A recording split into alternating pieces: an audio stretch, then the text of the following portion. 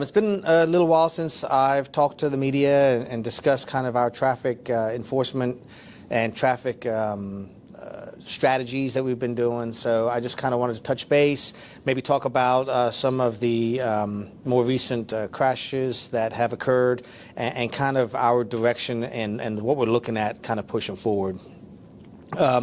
So with that to start, I just kind of want us to discuss kind of our key message is that every crash statistic represents a human story. Every life lost represents a community forever changed. That is why we enforce traffic safety, and that is why we care. Every time we talk about numbers and the number of crashes we have and the fatalities, we like to remind ourselves and remind the public that these are lives cut short and families forever changed. Whether it be a mother who will never see her child graduate, or a father who won't get to walk their daughter down the aisle, or children who won't get to grow up without their parents. Each and every one of these crashes is significant to the community, to the families, the lives impacted, as well as us here at the Dayton Police Department who handle the investigations and ultimately, hopefully, giving justice to the family members if need be. So with that said, we are doing kind of focusing some more on some of the speeding events, the things that cause crashes, speeding, OVIs, distracted driving, reckless driving, and those things that we are seeing are the cause of some of these fatalities that we are having. Just today, we actually have crews right now heading up onto 35 to do some speed enforcement. And I want to tell people that a lot of times we hear when we talk about the words enforcement, we think that that is punishment, and it's not, it's protection. Traffic enforcement does save lives. It's about ensuring that every person who leaves home makes it back safely. And we enforce because behind those statistics are those family members I just briefly talked about. We are getting back into the winter months again, and we start to see some of those, the weather changing and some of those other things that also impact traffic crashes, as well as we are still seeing an influx of OVI-related crashes. The last two fatal accidents we had here in the city, or fatal crashes we had here in the city, were both OVI-related, and we can discuss that here in just a moment. So we will be, again, working with the Miami Valley Regional OVI Task Force on OVI checkpoints. We work close with our partners, the Highway Patrol, as well as the Montgomery County Sheriff's Office on our joint traffic enforcement details. So those are all things that we will continue to do. We will be using technology to our advantage. So we've heard about photo enforcement and that sort of thing. And those are all systems that are there to remind the motoring public that they need to watch their speeds, specifically in school zones and areas where there's high crash frequencies. In areas where there's high crash frequencies. Say that fast. So, any questions or? Why don't you just go over what you guys are doing this morning, just so we'll talk about that first. So today is we do joint traffic enforcement details with the Highway Patrol and the Montgomery County Sheriff's Office, and we have each week we try to focus on our high crash, high incident areas, and these are areas where we get crashes, but also areas where we get lots of complaints of speeders or close calls. And so today's focus is US 35. Anyone that's driven on US 35 will tell you that the speeds there get pretty outrageous. So with the Highway Patrol, with the Sheriff's Office, we will be out on 35 today with the assistance of the Highway Patrol's airplane. And the Highway Patrol's airplane will be monitoring and clocking speeds, and then we will be making those traffic stops and ultimately having that discussion with the driver about their speed. It's not always a citation. Sometimes it's, a warning and kind of an education process when it comes to these drivers. But that is today's focus. And then basically each week we focus on other areas. So traditionally in the county, 75 is our highest crash location, not just in the city of Dayton, but the entire county. So there's a focus put on I-75. We put some focus on State Route 48 or Main Street in the city of Dayton, because that is a high crash location. And again, not just in the city, but through the entire county. And then State Route 4 is one of our other high crash locations, and it's not just the highway section in the northeast of the county, but State Route 4 all the way down through the southwest of the county, going down towards Germantown and that sort of thing. And then we also will do a joint traffic safety initiative where each of the jurisdictions, and we are starting to include jurisdictions like Huber Heights. They have a newly enacted traffic services unit, and some of these other jurisdictions, Riverside and them, where basically we will kind of all work in conjunction with each other, hitting our high complaint, high crash areas. And again, this is not just the enforcement side, but the education side, to get it out to the public that we want people to really mind their driving behaviors and try to reduce these fatal and serious injury accidents or crashes that are happening. So you mentioned one of the things I was going to bring up to you, which is, at least anecdotally, it seems like it seems like there's been an increase in OVI-related crashes recently.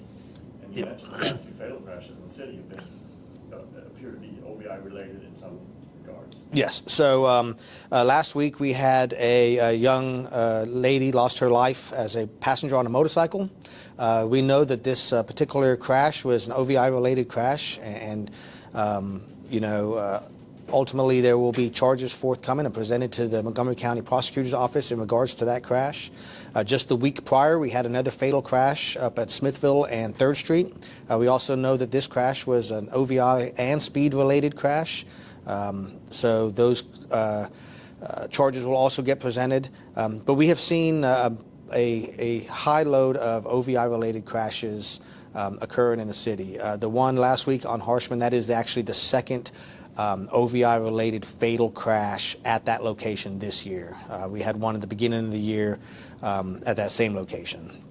So, and this is not just alcohol. This is also drugs, opioids, and to include marijuana. With the legalization of recreational marijuana, we are seeing an increase in marijuana crashes.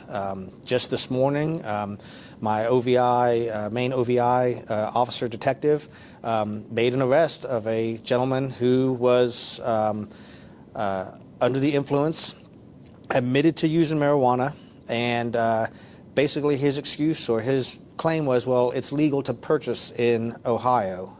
And obviously the response from us was, well, it's also legal to purchase alcohol, but we know we don't drink and drive. You shouldn't be smoking and driving. So that was at 7 o'clock this morning, an OVI arrest in the city. So we are seeing them, and we are enforcing them. And we will be out looking for those individuals who are drunk driving, high while driving, using any other sort of opioids or even prescription medication, which we have seen a couple instances this year where someone maybe wasn't extremely intoxicated, but they had been drinking a little bit, mixed with their prescription medication, and it definitely put them in an altered state, which is ultimately what an OVI is being in that altered state of impairment and driving differently. Do you know how many OVI crashes you've had? Or fatal ones too? I can look that number up. I can tell you we have 17 fatalities in the city this year. It was 16 and 17 right before I came here. We found out that another one of the fatalities, we didn't know if it was medical or not, was actually caused from the crash. So I would have to look, but we can probably get those numbers as far as what we know. Some of these we have to wait on toxicology reports. We have to wait on blood, if we draw blood, those sort of things. Sometimes it takes a while. So sometimes when you hear that someone hasn't been arrested and or they've been arrested but now they're waiting to be officially charged, it's basically waiting on that toxicology report so we can charge them with the appropriate level of intoxication. Do you know how many OVI checkpoints you do each year? With the Montgomery County OVI Task Force, we do at least 16 checkpoints every year, and that's combined.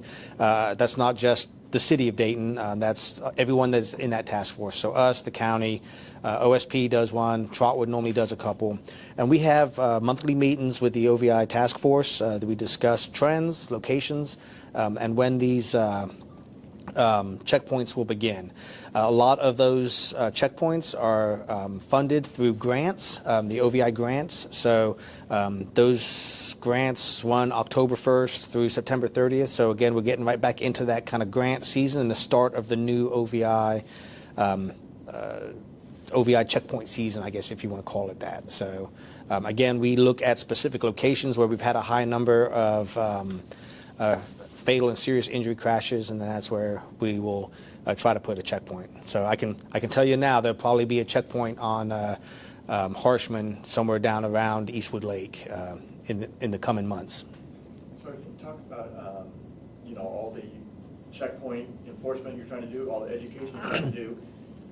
Just talk about how frustrating in 2025 it is for this kind of what feels like an upswing in OVI driving when it feels like there's more choices than ever for drivers to avoid that. Yeah, that is one of the biggest messages that we try to put out is come up with a plan. You have all kinds of ride shares now. You have, during the big holidays, the prosecutor's office offers free taxi rides, and actually I think they changed it from taxi rides to ride share credits.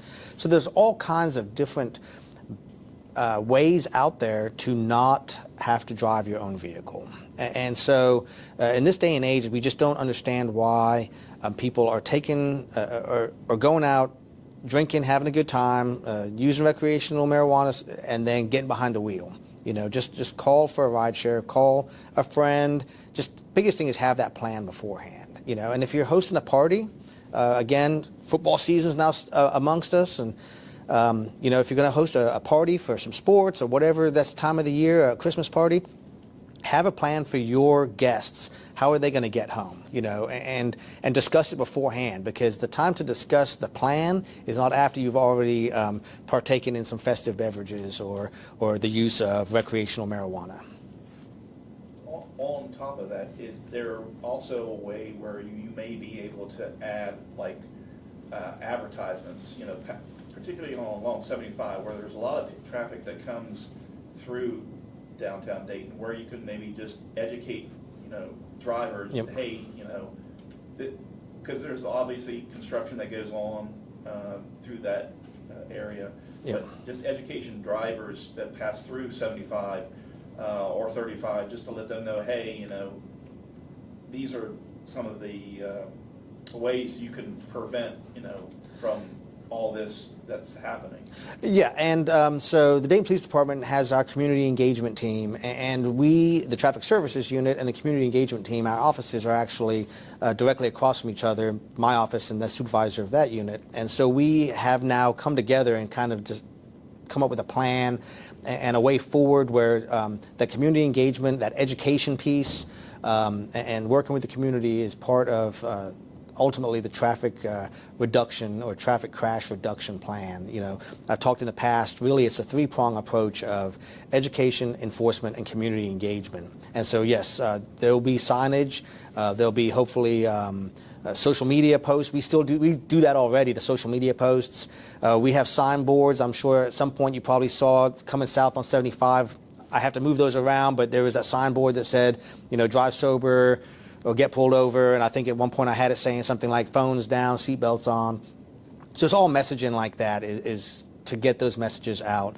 We're trying to do some messaging at that younger age group. The most vulnerable drivers are those young drivers who are just learning to drive. So we want to, and trying to reach out to like some of the high schools and some of those younger demographics to stress the importance of no distracted driving, putting your cell phone down, not drinking and driving, not smoking and driving, and all those important messages, wearing your seatbelt, and most importantly, slowing down.